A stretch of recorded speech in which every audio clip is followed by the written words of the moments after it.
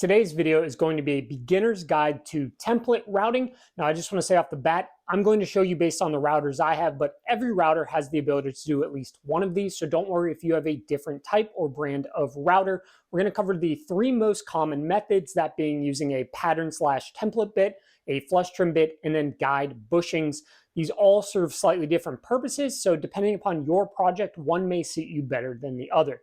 Let's have a look at the bits and establish what each of them do. To cover basic terminology here, I refer to this as a flush trim bit. It usually has at least one bearing on what I'll call the top. You can find versions with one on the top and bottom.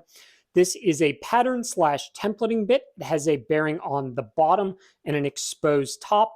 And then here we have a normal spiral bit and bushings. These are all called guide bushings. These are different versions of them. So going forward, flush trim bit is going to be one that at minimum has a bearing on the top, pattern template bit bearing on the bottom, and then these are guide bushings. Up first on our list is going to be the template bit. Now, what's special about these are that the edge of this cutter lines up directly with the edge of this bearing, meaning you get a one-to-one copy. These are most commonly used from above when you're removing material inside of a shape to take out the negative. They sell a variety of sizes of these. This is a 3/4 by 3/4, so it's somewhat large. You can get shallower ones and narrower ones in case your pattern is smaller than this. I made this comically large dog paw template in Onshape today to help demonstrate this, but just know that there are smaller versions if your template is not gigantic. There are a couple upsides and downsides of these. The first downside is going to be that to enter, these don't plunge particularly well in this shape. Some of the more expensive ones have an angle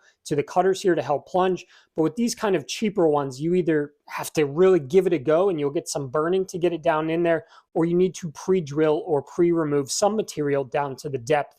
And like I said earlier, if your template is nowhere near this deep, you can buy ones that are only 1/4 of an inch sticking out to be much narrower. However, the upside is that we can go really deep with these depending upon our shank length because they can copy the removed material. So you don't need to have this template on top once you make the first pass. It can step down every time and keep removing to the total length that you can get this thing to stick out of your router. The one main tip I have with these is that you will need to move your router counterclockwise. We want the cutting edge spinning into the wood, so we will go in our shape counterclockwise. Whenever we are inside of a shape, we're moving counterclockwise around. This will run on you and fly back if you try to take too much off and go the other way. I just want to make it clear that even though I talk about using these internally quite a bit, it's totally valid to use these externally. I don't have a 1/4 inch version to stick in my trim router, but if you're a cutting board person or somebody putting a lot of radiuses on thing and you have a template for doing that, this is a totally good way to use these templating bits on the external side here. I just happen to have a router table, so I always immediately go to that because I think it's a little more safe and comfortable to move the piece around the bit itself. But these are great if you get it in a 1/4 inch version for a trim router and step your way down like we talked about earlier. You of course can use the full size router, but a lot of these corner templates are very narrow, so a trim router is ideal here. That's going to be the basics of the templating bit. Again, these are ideal when you are using a handheld router, coming especially on a template that's not super big and you have to come from the top.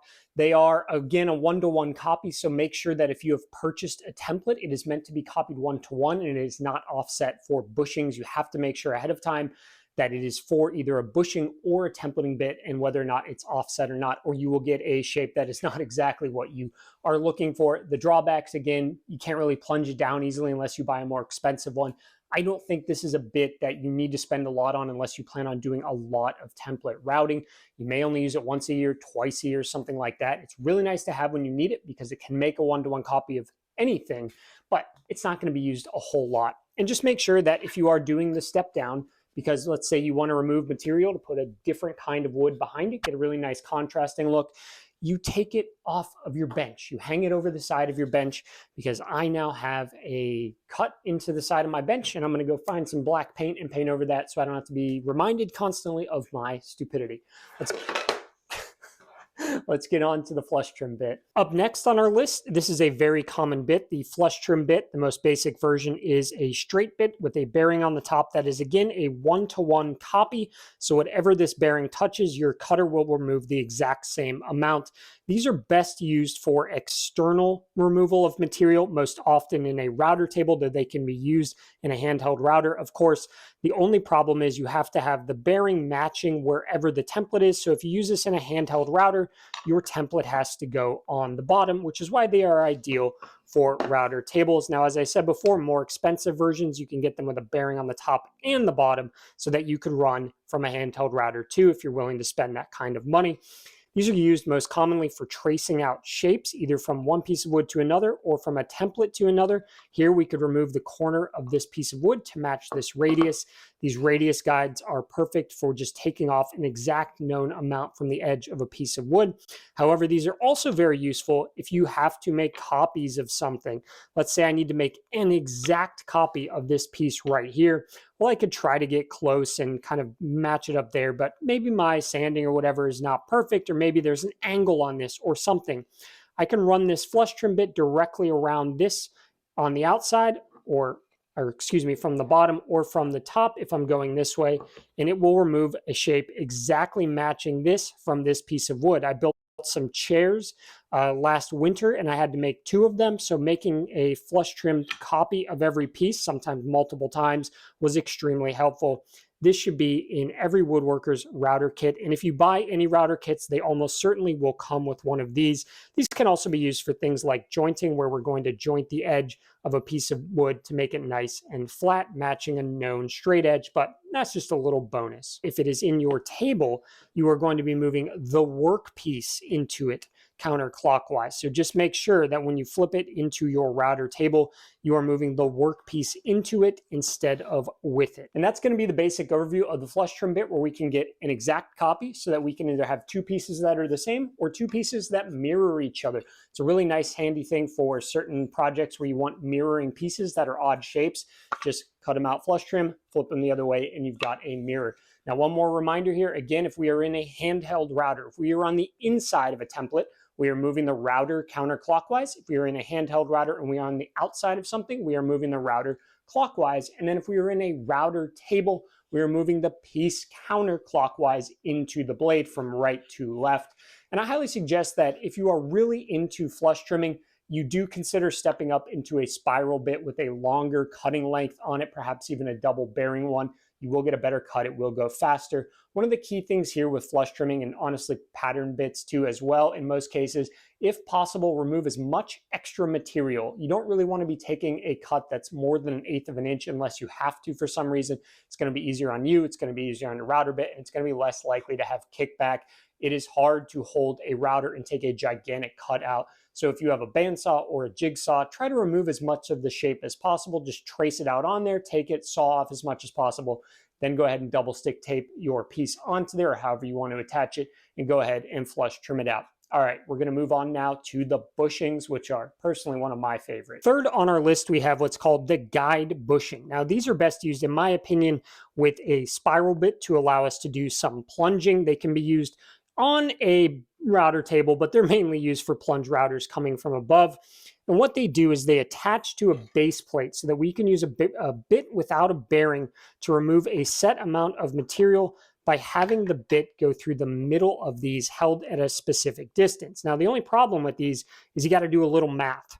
Now, every brand will sell their own version, but most brands of routers take what are called the Porter cable style, which is this screw together. This DeWalt base plate, for example, this is their own version that screws onto there, but this little hole in the center will fit the Porter cable style. So I highly suggest if you're buying a kit, check to see if your current router fits the Porter cable style, which is going to look like this. They're usually brass and come in a variety of sizes, and buy one of these instead of their proprietary, because if you ever switch routers in the future, there's a good chance they will fit these as well. Now, the really nice thing about this here is we can use one single bit and change the offset to change the amount of material removed. So I could take this gigantic template and change which size I cut out, which means that bit is a different distance from the center, cutting out a different area down below. It requires some math, and the easiest way to do that is to take whatever your bushing is across. So I think this is a 5/16, and divide that by 2, and that is how far your bit will be offset from the edge. So if you have a 5/16 inch guide bushing, you know that your bit will now become, what is that, 5/32 off of the edge, making your shape 5/32 smaller all the way around on each side. The real advantage of these is that one kit can provide you so many different offsets that you can use a variety of templates, and you can use the spiral bit, which is simply far better at plunging. You don't have to do any other material removal.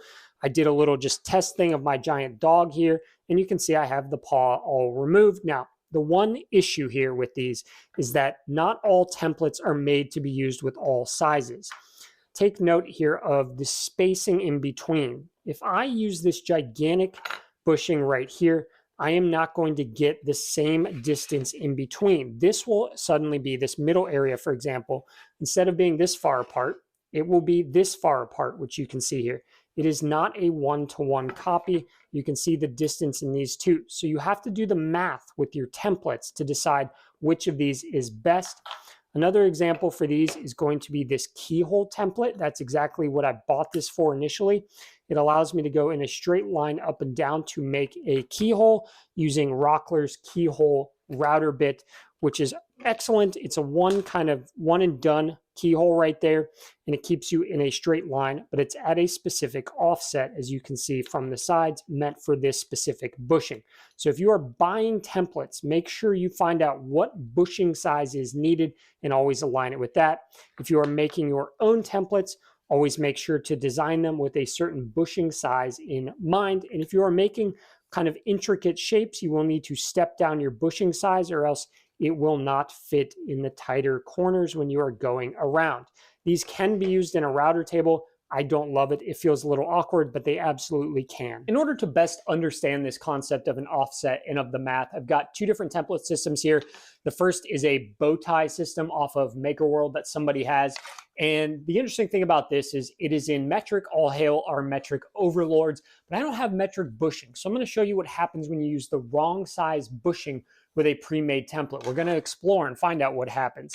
But more importantly, what I've got here is a perfect circle that I made in Onshape. It's a relatively small, but I'm going to show you what happens when we use different size bushings with the same router bit and how useful it can be to have a single geometric shape of a template, and you can buy them online and then use your bushings to create different size circles. I only need this one, and I can create a wide variety of circle sizes, meaning storage-wise, I only have to keep one circle template around to be able to do a wide variety of circle template routing for inlays or other things. This can go for any shape, one larger one plus bushings, and we can work our way down there. However, first we're going to touch on one key factor regarding the use of bushings, how you make sure it's dead center. One fundamental aspect of using bushings is that we have to have the base plate, which the bushings attach to, centered directly over the center of that router bit. Now, if you'll notice on your router, whatever brand it is, usually there is a little bit of a gap around this hole so that this base plate can move just slightly. Your router may come with one, or you may have to buy one. This is called a centering cone. It goes inside of the router, and then you will lower it down and it will center this base plate exactly in the middle. This should be done before any bushing routing use, any template routing use, as you will get a slightly offset result if you do not center this in there. Is it the end of the world? Probably not. But if you're looking for something specific, you need to have this centered. And now my base plate is centered. I can go ahead and remove this cone, and we are good to go, knowing that when we put these bushings in, every bit and every bushing is going to be aligned directly in the middle. We're going to begin with the bow tie. Here we have a negative and a positive, meaning that this hole, designed for a specific metric bushing, I don't have metric bushings, should be offset such that when you use the same correct bushing with this template, it will slide right inside. I'm going to show you though what happens when we do not use the correct bushing so that you do not go forward and buy templates and think that you could just use any bushing. What is going to end up happening, I'm positive, is that this piece, when I cut it out, is going to be too tiny because my bushing, which I'm going to use smaller than what this is intended for, is going to be further to the outside, meaning I'm going to be removing a larger shape. And then it'll be too close to the inside here, and I'm going to be making this a smaller shape. So in theory, well, it's going to happen. I have full confidence in that. Our negative is going to be too big and our positive too small. So let's see what that looks like once we do it. Again, You have to use the right bushing size that the template was made for, unless it's just a generic shape and you're doing the math yourself.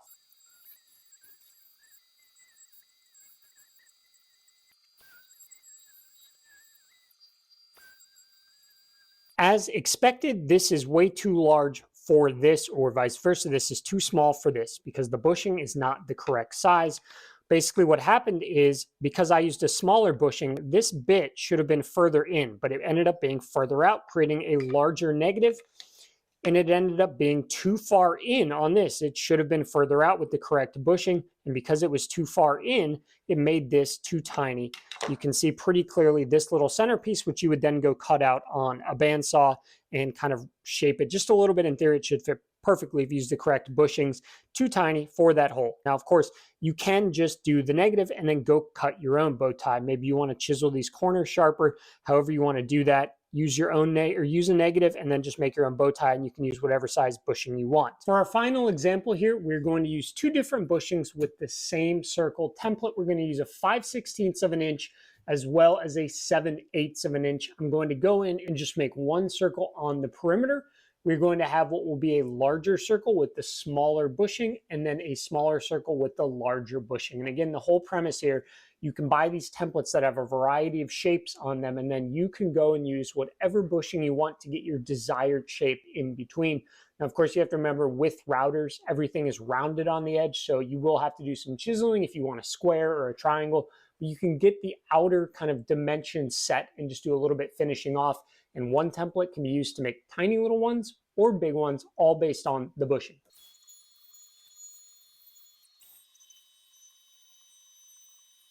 We got a perfect example here. Our outer cut here is the 1/4 inch router bit with a 5/16 of an inch bushing. So there's only a 32nd of an inch hanging over here that my pen is running into.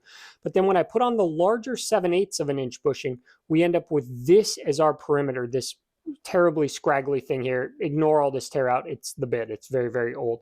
So if we had removed all the material, our circle with the 5/16 of an inch bushing would have been this wide.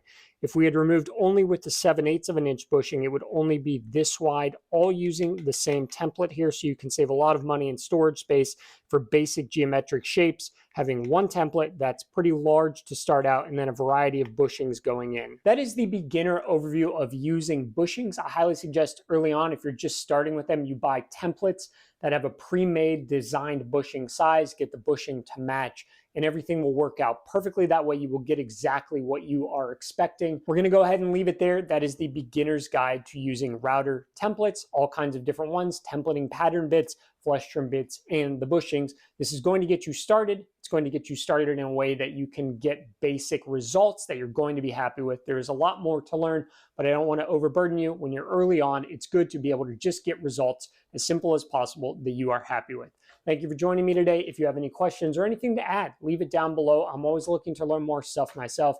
All right, have a good one. Bye.